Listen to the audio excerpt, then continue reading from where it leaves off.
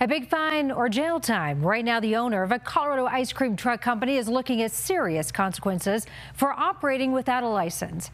Your investigator, Karen Morfitt, got the attention of Denver city officials with her report after families in Denver's Central Park neighborhood reached out to her with their concerns. They discovered that one of the company's drivers was a registered sex offender. Now, your investigator, Karen Morfitt, joins us with new details in the case after speaking with the driver who says it was an easy job to land. With temperatures heating up, you'd expect these ice cream trucks to be out on the road. Instead, they're parked permanently or until they're legally licensed. She doesn't really ever want to go to an ice cream truck after this, so I think it sort of ruined it for her. Julie Singer says her daughter's idea of summer fun changed after families in the Central Park neighborhood discovered the driver of the ice cream wagon on their street was a registered sex offender. It prompted our questions to the city. Turns out those trucks and that vendor, Keith Frazier, were not licensed like the city required.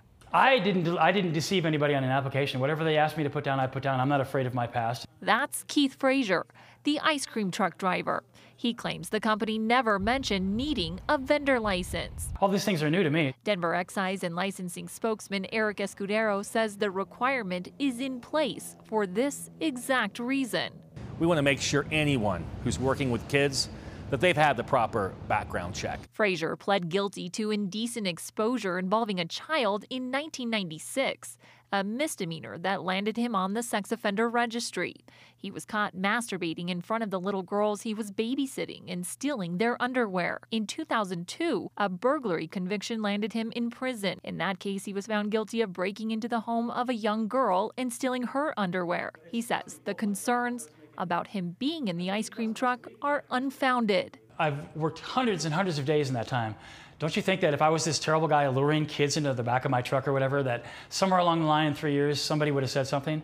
Frazier says he recognizes that putting sex offender in front of ice cream truck driver would cause a stir. Why put yourself in that position? He says the pay was good. And it was a Class 2 misdemeanor. It should never have come out. I don't feel guilty about anything I've ever done. In Denver, Karen Morfitt covering Colorado First.